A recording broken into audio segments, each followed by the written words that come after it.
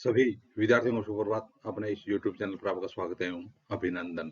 हाँ, तो विद्यार्थियों, आज हम कक्षा 12th विषय राजनीति विज्ञान से एक महत्वपूर्ण पाठ के प्रश्नोत्तर देखने जा रहे हैं। आज का हमारा पाठ रहेगा लोकतांत्रिक व्यवस्था का संकट। हाँ, तो विद्यार्थियों, आज हम देखेंगे लोकतांत्रिक व्यवस्था का संकट नामक पाठ के लघुतरात्मक प्रश्नोत्तर। तो शुरू करते हैं विद्यार्थियों अपना वीडियो। हाँ विद्यार्थियों, आज का हमारा पहला प्रश्न है, भारत में आपातकाल के दौरान देश के राष्ट्रपति कौन थे? तो जब भारत में पहली बार राष्ट्रीय आपातकाल की घोषणा की गई थी 1975 में, उस समय हमारे देश के राष्ट्रपति कौन थे? तो इसका उत्तर हो जाएगा फखरुद्दीन अली अहमद। तो उसमें हमारे देश की प्रधानमंत्री थी श्रीमती इंदिरा गांधी, और उस समय हमारे देश के राष्ट्रपति कौन थे? फखरुद्दीन अली अहमद। अगला प्रश्न है, आपातकाल के दौरान भारतीय संविधान का कौन सा संशोधन पारित हुआ था? तो देखिए विद्यार्थियों, आपातकाल के दौरान भारतीय संविधान का 42वां संविधान संशोधन पारित हुआ था, और इस संविधान संशोधन में देश की विधायिका के कार्यकाल को 5 वर्ष से बढ़ाकर 6 वर्ष कर दिया था। तो 5 वर्ष से बढ़ाकर कितना कर दिया था? 6 वर्ष से। तो आपातकाल के दौरान भारतीय संविधान का कौन सा संविधान संशोधन पारित हुआ था?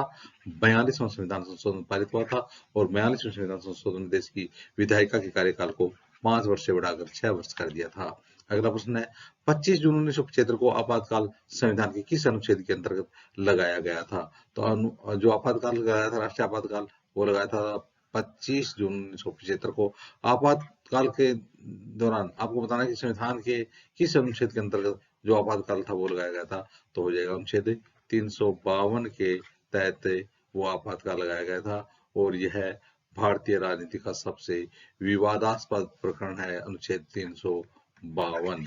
आज भी जो अनुच्छेद 352 है वो भारतीय राजनीति का सबसे विवादास्पद प्रकरण है।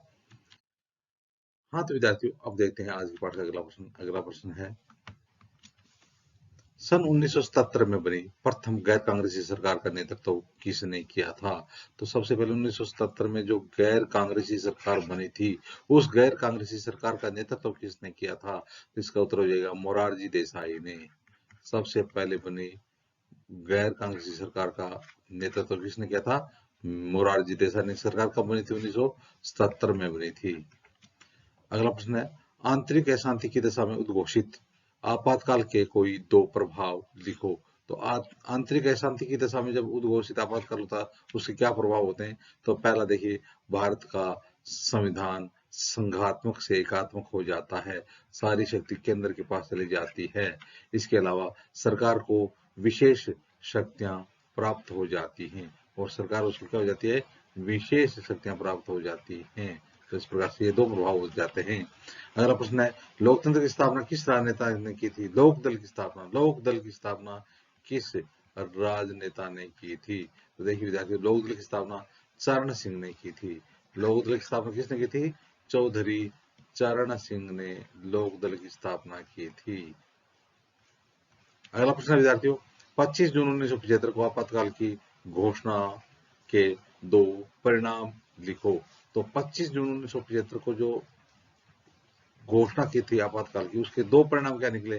तो देखिए विद्यार्थियों, पहला मौलिक अधिकारों का हनन हुआ, और दूसरा प्रेस की स्वतंत्रता पर रोक लगा दी गई। तो 25 जून 1975 की आपातकाल की घोषणा के दो परिणाम क्या हुए? एक तो मौलिक अधिकारों का हनन किया गया, और दूसरी प्रेस की स्वतंत्रता पर रोक लगा दी गई थी। हाँ तो विद्यार्थियों, अब देखते हैं आज के पाठ का अगला प्रश्न। अगला प्रश्न है, सन 1980 के आम चुनाव के बाद केंद्र में किस दल की सरकार बनी? 1980 के आम चुनाव हुए थे, उसके बाद केंद्र में किसकी सरकार बनी थी? तो इसका उत्तर हो जाएगा कांग्रेस पार्टी की सरकार बनी थी 1980 के आम चुनाव के बाद। अगला प्रश्न है, प्रेस सेंसरशिप क्या है? प्रेस सेंसरशिप क्या है? तो देखिए विद्यार्थियों, प्रेस सेंसरशिप के अंतर्गत समाचार पत्रों में कोई भी खबर छपने से पहले उसकी अनुमति सरकार से लेनी होती है। प्रेस सेंसरशिप का मतलब है कि समाचार पत्रों में जब कोई भी खबर छपती है, उससे पहले उस खबर को छापने की अनुमति सरकार से लेनी पड़ती है। अगला प्रश्न है, सन 1971 के आम चुनाव में कांग्रेस ने कौन सा नारा दिया? 1971 में कांग्रेस सरकार ने एक प्रसिद्ध नारा दिया था, और उसके कारण उसकी सरकार की जो स्थिति है वो भी मजबूत हो गई थी। वो नारा कौन सा था? तो हो जाएगा गरीबी हटाओ का नारा दिया था इंदिरा गांधी ने। तो देखिए 1971 में इंदिरा गांधी ने कौन सा नारा दिया था? गरीबी हटाओ का नारा दिया था। अगला प्रश्न है, भारत में आपातकाल की जांच करने के लिए 1977 में जनता पार्टी की सरकार ने किस आयोग का गठन किया था? तो देखिए जो राष्ट्रीय आपातकाल 25 जून 1975 को लगाया गया था, उसकी जांच करने के लिए 1977 में जनता पार्टी की सरकार ने एक आयोग का गठन किया था। उस आयोग के अध्यक्ष कौन थे? तो उसका उत्तर हो जाएगा जे सी शाह आयोग। तो भारत में आपातकाल की जांच करने के लिए 1977 में जनता पार्टी की सरकार ने किस आयोग का गठन किया था? जे सी शाह आयोग का गठन किया था। हाँ तो विद्यार्थियों, अब देखते हैं आज के पाठ का अगला प्रश्न। अगला प्रश्न है, India is Indira, Indira is India का नारा किसने दिया था? तो India is Indira, Indira is India, यह नारा किसने दिया था? तो हो जाएगा देवकांत बरुआ ने। देवकांत बरुआ ने कहा था कि India is Indira, Indira is India. सन 1974 के बिहार आंदोलन का प्रसिद्ध नारा क्या था? 1974 के जो बिहार आंदोलन उसका प्रसिद्ध नारा क्या था? तो हो जाएगा संपूर्ण क्रांति अब नारा है, भावी इतिहास हमारा है। संपूर्ण क्रांति अब नारा है, भावी इतिहास हमारा है, यह नारा था 1974 के बिहार आंदोलन का प्रसिद्ध नारा। बिहार आंदोलन के मुख्य कारण क्या थे?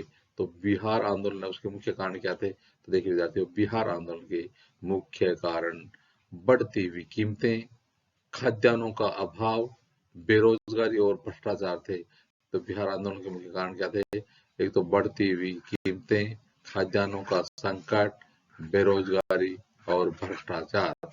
अगला प्रश्न विद्यार्थियों, प्राकृतिक चिकित्सा और निग्रह थे। प्राकृतिक चिकित्सा और निग्रह के प्रतिपादक कौन थे? तो मोरारजी देसाई प्राकृतिक चिकित्सा और निग्रह के प्रतिपादक थे। हाँ तो विद्यार्थियों, अब देखते हैं आज के पाठ का अगला प्रश्न। अगला प्रश्न है, लोक नायक जयप्रकाश नारायण किस विचारधारा से प्रभावित थे? लोक नायक किसे कहा जाता है? जयप्रकाश नारायण को। तो आपको बता दें लोक नायक जयप्रकाश नारायण किस विचारधारा से प्रभावित थे? तो इसका उत्तर हो जाएगा लोक नायक जयप्रकाश नारायण गांधीवादी विचारधारा के साथ साथ समाजवाद तथा मार्क्सवाद से प्रभावित थे। तो लोक प्रकाश जय नारायण थे वो गांधीवादी विचारधारा के साथ साथ मार्क्सवाद तथा समाजवाद के भी से भी प्रभावित थे। अगला प्रश्न, सन 1977 का आम चुनाव विपक्ष ने किस नारे पर लड़ा था? 1977 का जो आम चुनाव था वो विपक्ष ने किस नारे पर लड़ा था? तो हो जाएगा लोकतंत्र बचाओ के नारे पर लड़ा गया था। 1977 का आम चुनाव यानी गैर कांग्रेसवादी थे, उन्होंने लोकतंत्र बचाओ के नारे पर लड़ा था। जनता के संसद मार्च का नेतृत्व कब व किसने किया? जनता का संसद मार्च प्रसिद्ध था। तो सन 1975 में जनता के संसद मार्च का नेतृत्व लोक नारायण जेपी जयप्रकाश नारायण ने किया था। अगला प्रश्न विद्यार्थियों, सन 1977 के आम चुनाव में जनता पार्टी एवं उसके सहयोगी दलों ने लोकसभा की कितनी सीटें जीती थी? कब है? 1977 के आम चुनाव में जनता पार्टी ने और उसके सहयोगी दलों ने कितनी सीटें जीती थी? तो हो जाएगा लोकसभा की कुल 542 सीटों में से 330 सीटें जीती थी।